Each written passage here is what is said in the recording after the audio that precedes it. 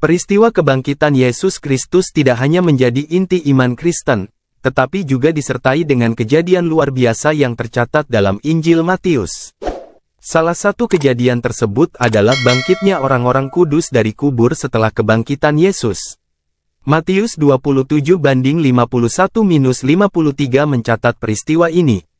Dan lihatlah, tabir bait suci terbelah dua dari atas sampai ke bawah, dan terjadilah gempa bumi, dan bukit-bukit batu terbelah, dan kuburan-kuburan terbuka, dan banyak orang kudus yang telah meninggal bangkit.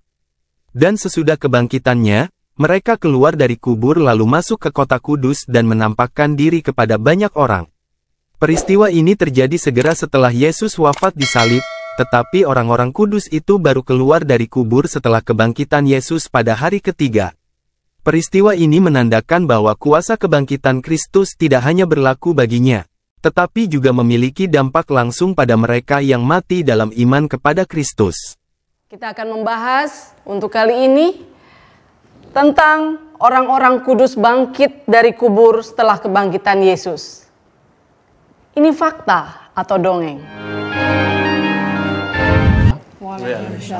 Kali ini kita akan membahas tema yang cukup menarik tapi diakui memang sulit, yaitu sebuah ayat yang tercatat di dalam Matius pasal 27 ayat 52 dan 53. Matius pasal 27 ayat 52 dan 53, demikian firman Tuhan, dan kuburan-kuburan terbuka dan banyak orang kudus yang telah meninggal bangkit.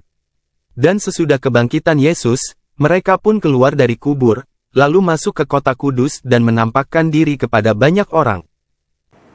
Banyak penafsir menghindari teks ini, karena teks ini memang diakui sebagai teks yang sulit.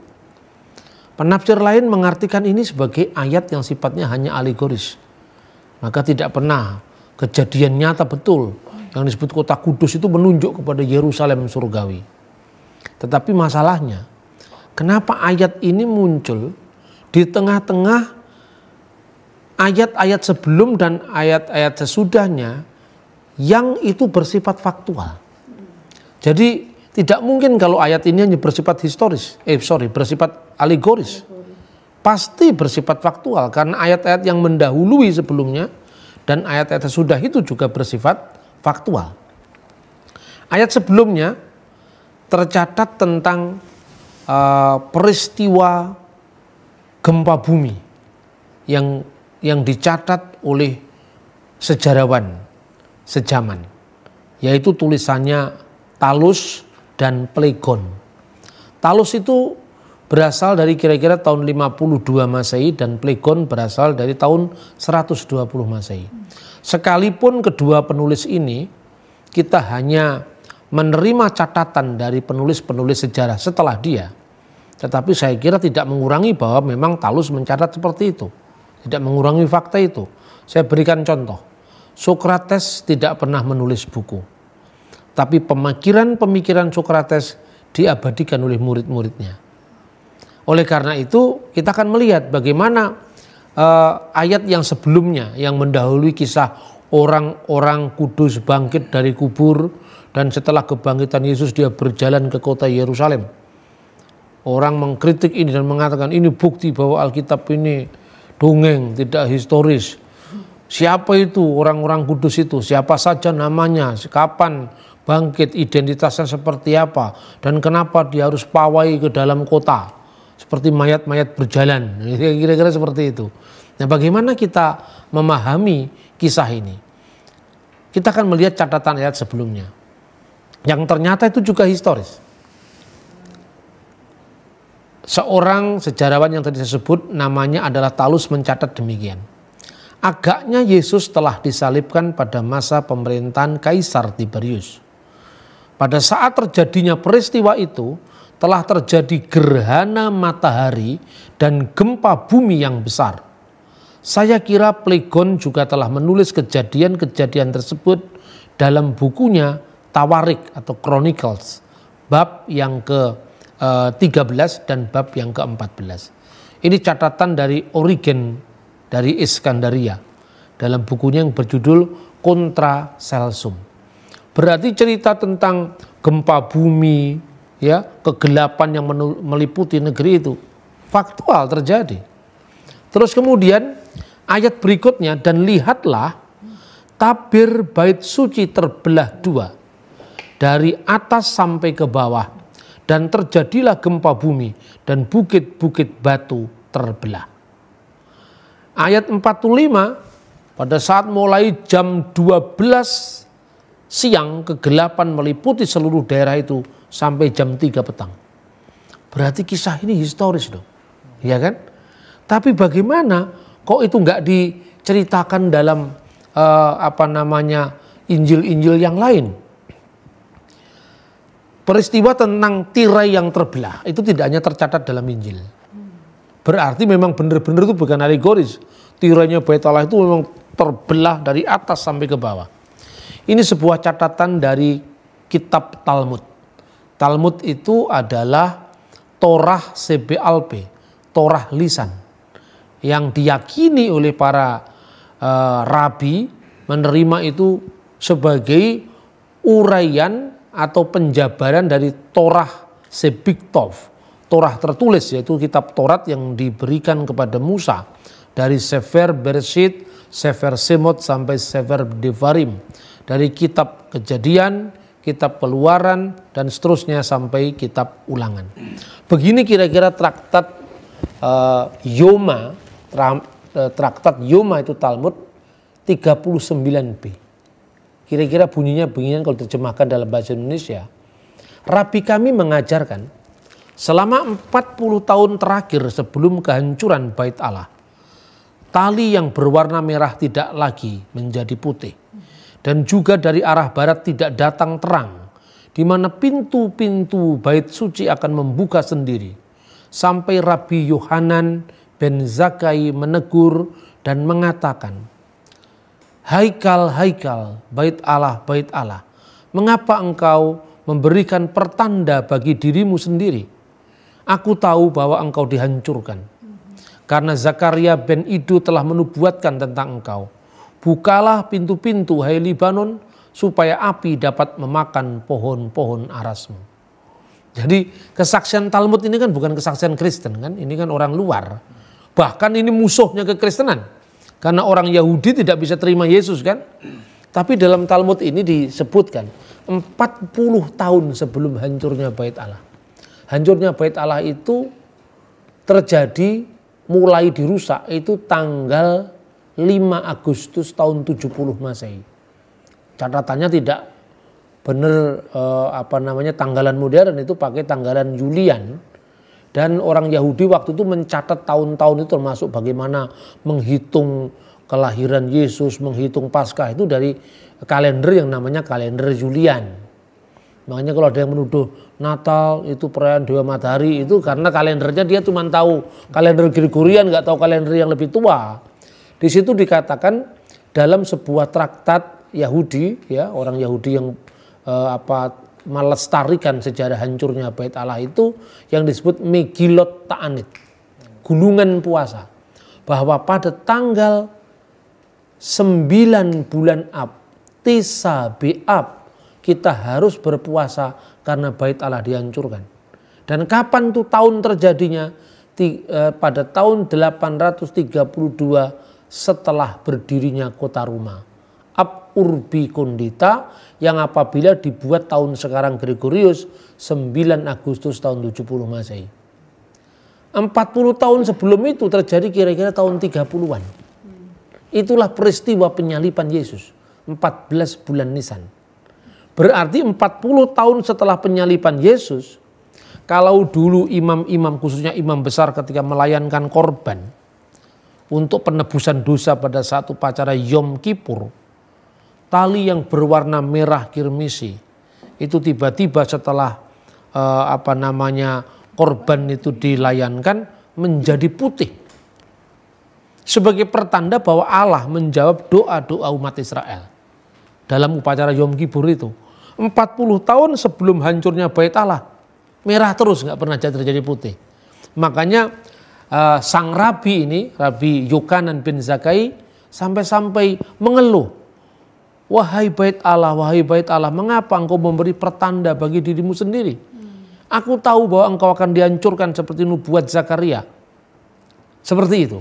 Nah berarti peristiwa tirai terbelah itu memang benar ada di dalam catatan sejarah di luar Injil. Tinggal satu, di mana kita bisa menyaksikan orang-orang bangkit, orang-orang mati, orang-orang kudus itu mati dan bangkit kembali. Setelah kebangkitan Yesus mereka pergi ke kota Yerusalem. Saya akan melihat bagaimana sebelumnya ini memang harus dikatakan tidak eksplisit tertulis. Tetapi implisit tertulis. Secara eksplisit tidak tertulis identitasnya siapa, datanya ada. Pertama kita akan urut satu-satu. Kesaksian Talmud. Bahwa pada zaman Mesias, kisah tentang orang-orang kudus bangkit itu eksis. Misalnya dalam Misnah Yerusalmi, Traktat Kilayim. Kilayim itu tentang penguburan mayat. 9 kolom ketiga. Kalau diterjemahkan dalam bahasa Indonesia kira-kira seperti ini. Aku boleh berjalan di hadapan Tuhan di negeri orang-orang hidup. Mazmur 116 ayat 9. Rabbi Simon ben Lakis mengatakan atas nama Bar Kafra. Tanah di mana orang-orang mati akan dihidupkan kembali pertama kali di zaman Raja Mesias. Dari mana dalilnya katanya? Dalilnya dari Yesaya 42 ayat 5. Tuhan memberikan nisma, nafas kepada umat manusia yang diam di dalamnya. Tetapi apabila hal itu terjadi, rabi kami yang di diaspora akan kalah katanya. Jadi rabi kan tinggal di Holy Land, di Eret Hakodes atau Ardul Muqaddas, ada yang tinggal di kota suci, ada yang tinggal di luar tanah Israel. Lalu bagaimana rabi-rabi kami yang tinggal di diaspora, yang tinggal di Mesir, yang tinggal di Antioquia? Mereka pasti akan kalah karena kesempatan lebih dulu digunakan oleh rabi-rabi kami yang tinggal di Yerusalem. Jawabnya, Allah akan memuluskan tanah sebelum mereka, kata Rabi Simi. Dan mereka akan digulung seperti botol ketika mereka tiba di Eret Yisrael. Dan jiwa mereka akan kembali kepada mereka. Jadi rabi-rabi itu gambaran Talmud ini. Talmud itu tidak semuanya bisa dirujuk, tetapi artinya bahwa harapan tentang adanya kebangkitan orang kudus itu eksis dalam teks-teks mesianik Yahudi. Jadi rabi-rabi yang bisa tinggal di Alexandria, begitu peristiwa terjadi, mereka akan digulung seperti botol, tiba-tiba jelek tiba di Eret Yisrael. Itu catatan dalam traktat Kilayin. Lalu ditanya, apa dalilnya? Aku akan memberikan rohku ke dalammu, sehingga kamu hidup kembali, dan kubiarkan kamu tinggal di negerimu. Yehezkiel 37 ayat 14. Jadi harapan tentang bangkitnya orang-orang kudus pada masa Mesias itu bukan karangan orang Kristen. Satu fakta lagi. Yerusalem ketubot. Yerusalmi ketubot. 12:3. Rabi Yeremia memberikan perintah. Kafanilah saya dengan kain kafan putih. Berikan saya kasut. Kenakanlah sandal pada kaki saya. Kaus tangan pada tangan saya. Lalu kuburkanlah saya di tepi jalan di Yerusalem. Sebab apabila Mesias nanti datang, saya sudah siap dibangunkan lebih dulu. Ini gambaran-gambaran yang familiar sekali di dalam teks-teks Yahudi. Kalau Anda pergi ke Yerusalem, di sana ada satu gerbang namanya gerbang emas, Golden Gate. Itu nama-lamanya adalah gerbang indah. Di tempat itu adalah tempat yang paling dekat memasuki ruangan Maha Kudus. Makanya ketika murid-murid Yesus mengatakan, lihatlah rumah Allah ini. Betapa indahnya, betapa dahsyatnya gitu kan. Terus Yesus mengatakan, akan tiba saatnya tidak ada pun satu batu terletak di atas batu yang lain. Semua akan dihancurkan. Bukan sabda Yesus ini yang kita bahas. Tetapi ungkapan alangkah indahnya bait Allah itu gambaran yang sangat ekspresif bagi orang Yahudi. Kamu belum bisa dianggap sebagai umat Allah jikalau kamu belum pernah melihat bait Allah di Yerusalem. Dan dunia ini pusatnya di Yerusalem. Yerusalem itu pusatnya di Bait Allah. Dan Bait Allah itu pusatnya di ruangan Maha Kudus. Pintu masuk menuju ruangan Maha Kudus itu adalah gerbang emas atau pintu emas. Golden Gate. Dan orang-orang Yahudi lewat Talmud, lewat keyakinan tertulis dalam rabi-rabi mereka, itu percaya bahwa Mesias akan lewat situ. Makanya mereka membangun kuburan di dekatnya gerbang itu, dan gerbang itu tertutup. Kapan itu ditutup? Pada masa dinasti Ottoman. Mereka takut kalau jangan-jangan nanti orang Yahudi bisa membangkitkan perlawanan terhadap kita, ditutuplah gerbang itu. Tetapi silakan datang ke Yerusalem. Orang Muslim pun membangun kuburan di situ, meskipun tanahnya itu mahal sekali. Karena begitu orang Yahudi mengatakan Nabi Isa lewat sini. Sorry, bukan Nabi Isa. Mesias lewat sini. Bahwa Mesias itu bukan Yesus kalau orang Yahudi. Orang Islam, berarti kalau kami bagi orang Islam, Al-Masih itu Isa Al-Masih. Kalau Isa Al-Masih datang sebagai hakim yang adil, dia membangkitkan orang, ya kita dibangkitkan duluan karena gitu kuburannya di sini. Paling dekat itu. Jadi artinya apa? Antara legenda, sejarah, keyakinan kitab suci itu campur menjadi satu di Yerusalem. Makanya tidak salah kalau disebut Yerusalem kota suci, 3 agama. Tetapi yang mau saya sampaikan, kritikan terhadap Injil itu mesti dilihat di dalam konteks seperti ini. Tidak hanya dilihat, hanya dibaca kitabnya, terus dia tidak melihat kesejarahannya, kesejajarannya dengan sumber-sumber yang lain. Kemudian sekarang kita melihat bagaimana ini kan kesaksian luar Kristen, kan kesaksian non Kristen. Bagaimana kesaksian murid-murid para rasul sendiri? Kan begitu bicara tentang para rasul tidak bicara. Muridnya rasul kan punya dokumen. Makanya kita punya ini tadi. Yang namanya Apostolic Fathers, Abba Rasuliun. Di sini ada Ignatius dari Antioquia, lahir tahun 29 Masehi, meninggal tahun 107 Masehi. Dan menurut catatan sejarah yang bisa dipercaya dan sangat tua, Ignatius itu adalah anak kecil yang dibawa Yesus. Yang biarkanlah anak-anak itu datang kepadaku karena dia akan memperoleh kerajaan Allah. Karena apa? Ignatius memang itu lahir di Yerusalem. Lahirnya tahun tahun 29 sorry. Kalau Yesus berkarya sekitar tahun 30, umurnya setahun atau 2 tahun kan? Dan dia adalah uskup yang ditunjuk oleh Petrus di Antioquia. Ini catatan sejarah. Kadang-kadang kita yang terlalu Alkitabiah minded, lepas dari sejarah. Alkitabiah silakan, tapi mesti berakar pada konteks sejarah. Sebab kalau kita hanya ngomong Alkitab tanpa melihat konteks sejarah, dari mana kita tahu kalau Injil pertama ditulis Matius? Matius gak mencantumkan namanya di situ. Kok kita percaya tulisan Matius? Kok kita percaya Injil kedua tulis Markus? Ya dari sumber-sumber seperti ini kita tahu. Sumber ini tentu lebih akurat ketimbang misalnya John Wesley, Luther, Thomas Aquino, dari bapak-bapak gereja Katolik maupun Protestan dari abad-abad pertengahan. Tidak, karena ini muridnya para rasul. Nah, kita akan melihat sekarang bagaimana catatan Ignatius. Ini Ignatius tertulis di dalam bahasa Yunani, ya. Terus kemudian ada terjemahannya di dalam bahasa Arab. Ignatius ini lahir tahun 29, meninggal tahun 107. Badannya dicabik-cabik oleh singa, mati syahid di kota Roma. Dia adalah muridnya Rasul Petrus dan sekaligus muridnya Rasul Yohanes. Dalam suratnya kepada orang-orang Magnesia, bab yang ke-9, dia mengatakan, untuk itulah dia yang ditunggu-tunggu oleh orang-orang benar. Ketika Yesus datang, dia telah membangkitkan mereka dari kematian.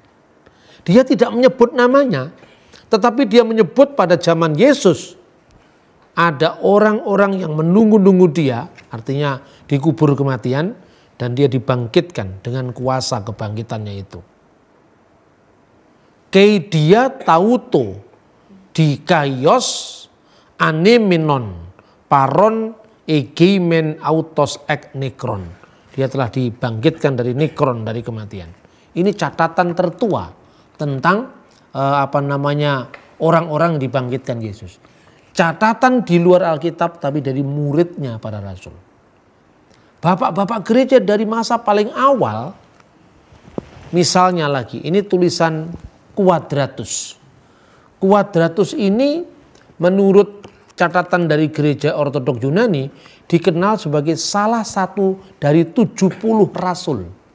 Dia tidak disebutkan namanya di dalam teks Injil Lukas, 70 murid dalam Lukas pasal 10 ayat 1. Tetapi catatan-catatan sejarah gereja terkuno menyebut nama Quadratus. Quadratus ini juga menulis tentang peristiwa orang-orang yang dibangkitkan pada zaman Yesus. Jadi di antara muridnya para rasul ada Ignatius, ada Quadratus, ya. Dan generasi berikutnya murid dari muridnya para rasul.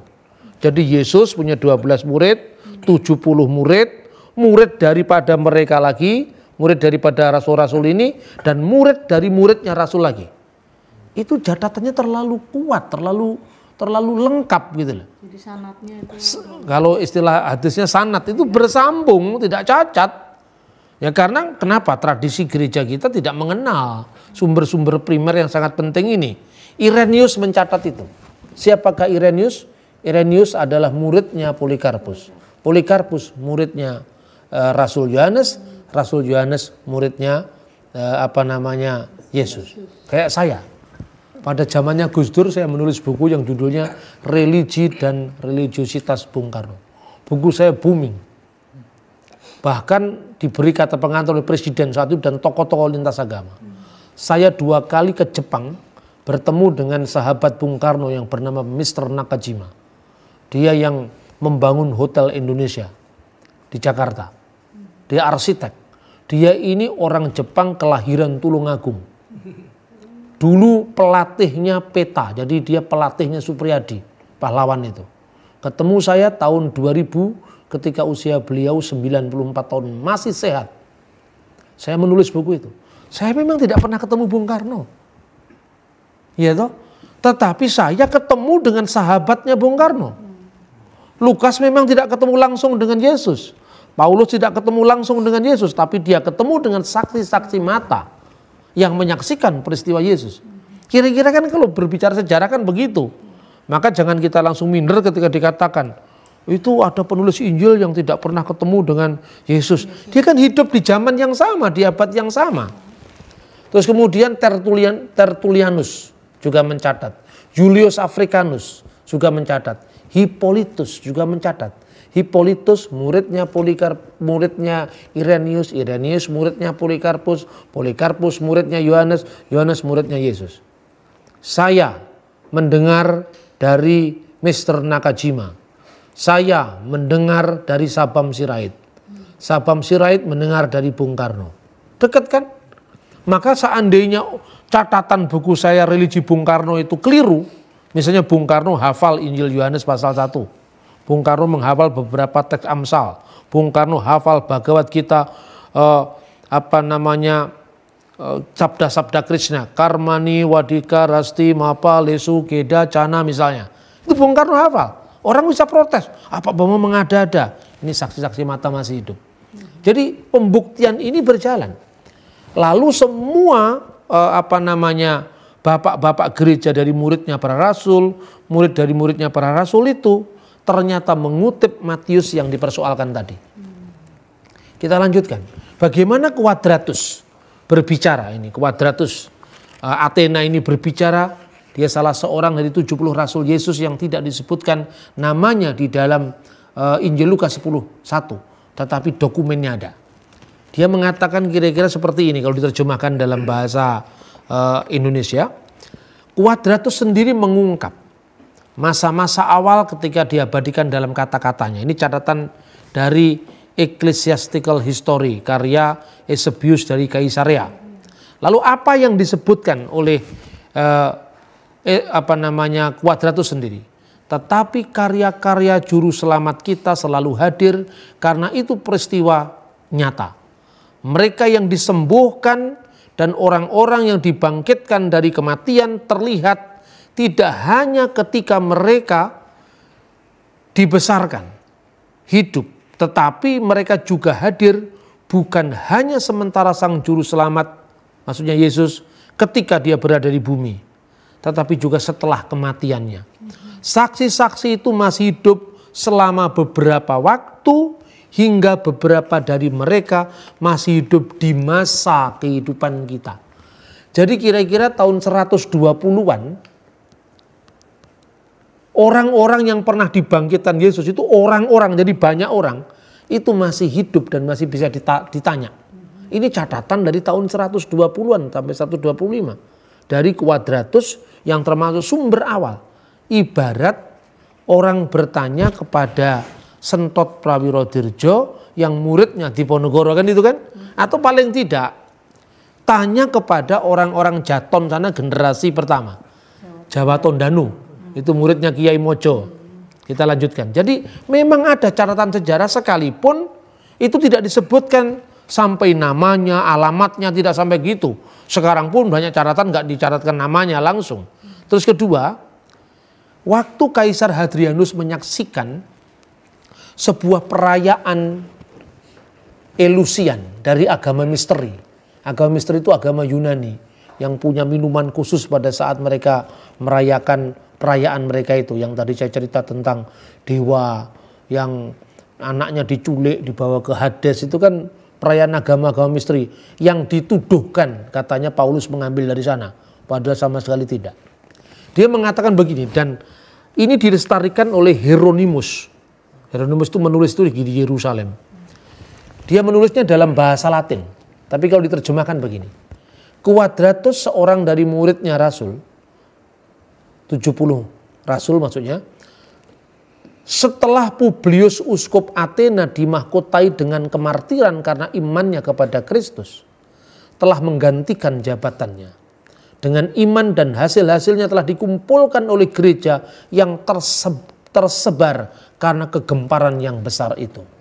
Ketika Kaisar Hadrianus melewati musim dingin di Athena untuk menyaksikan misteri Eleusinian yang diiniasi ke hampir semua misteri agama suci Yunani, kaum yang membenci orang-orang Kristen tanpa instruksi dari Kaisar telah mengambil kesempatan untuk menghina iman kita. Maka pada masa ini telah ditunjukkan, ini katanya Quadratus yang sangat penting, telah ditunjukkan kepada kita suatu karya atas nama iman kita yang sangat diperlukan dengan penuh pembuktian dan keimanan, seperti yang selayaknya dari ajaran-ajaran para rasul. Di sini diperlihatkan suatu masa-masa kuno bahwa Kaisar melihat sendiri orang-orang yang sakit, orang yang disembuhkan Tuhan di Yudea, dan beberapa di antaranya orang-orang yang dibangkitkan oleh Yesus masih hidup sampai hari ini. Dengan demikian kalau dikatakan bahwa ini tidak ada di dalam teks-teks sejaman, ada. Tetapi tidak sampai detail dilaksanakan juga iya. Kiranya catatan-catatan ini paling tidak bisa membayangkan bahwa betapa kayanya data-data itu bisa ditunjukkan, ya sekalipun ya mungkin tidak sedetail apa yang dituntut oleh para pengkritik Alkitab. Saya kira itu yang saya sampaikan. Kita bisa diskusi lebih lanjut dari tema yang menarik tapi juga kontroversial ini. Kebangkitan orang-orang kudus setelah kebangkitan Yesus adalah salah satu tanda luar biasa yang menunjukkan kuasa Tuhan atas kematian dan pengharapan hidup kekal bagi umat manusia. Peristiwa ini memperkuat pesan inti Injil, bahwa melalui Yesus Kristus, dosa dan maut telah dikalahkan. Meskipun ada elemen misterius dalam peristiwa ini, pesan spiritualnya jelas. Kebangkitan Kristus membawa kehidupan baru, tidak hanya baginya, tetapi juga bagi semua yang percaya kepadanya. Peristiwa ini mengingatkan umat beriman akan janji kebangkitan universal dan kehadiran Kristus yang memberikan hidup kekal. Tuhan memberkati.